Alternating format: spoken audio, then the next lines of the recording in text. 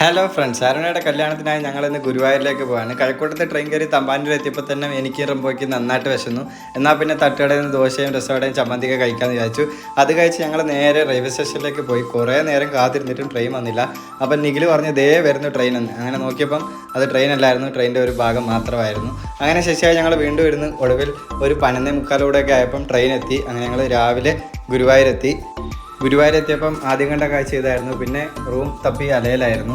ഓരോ ആൾക്കാരെ കാണുമ്പോൾ നിഖിൽ അവരുടെ പോകുമായിരുന്നു. ഒടുവിൽ എങ്ങനെയൊക്കെയോ ഒരു റൂം സെറ്റായി. ഈ ചേട്ടനാണ് ഞങ്ങളുടെ റൂം ഓണർ.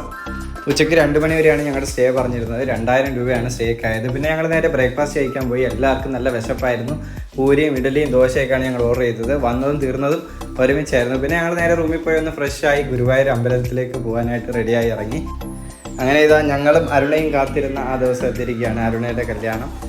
എല്ലാം വളരെ പെട്ടെന്നായിരുന്നു. ഇന്നലെ തിരുവനന്തപുരത്ത് നിന്ന് ഞങ്ങൾ ഇന്ന് ഗുരുവായൂർ എത്തിയ പോലെ അരുണയുടെ കല്യാണം വളരെ പെട്ടെന്നായിരുന്നു. ഇനി ഞങ്ങളുടെ കൂട്ടത്തിൽ നിഖിൽ മാത്രമേ സിംഗിളായിട്ടുള്ളൂ.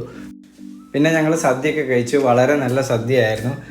സദ്യയൊക്കെ കഴിച്ചു കഴിഞ്ഞ് റംബോ എന്തോ കാര്യമായി ആലോചിക്കുന്ന പോലെ തോന്നി. അപ്പോൾ ബാക്കി വിശേഷങ്ങൾ അടുത്ത പാർട്ടിൽ. Bye from foodie friends.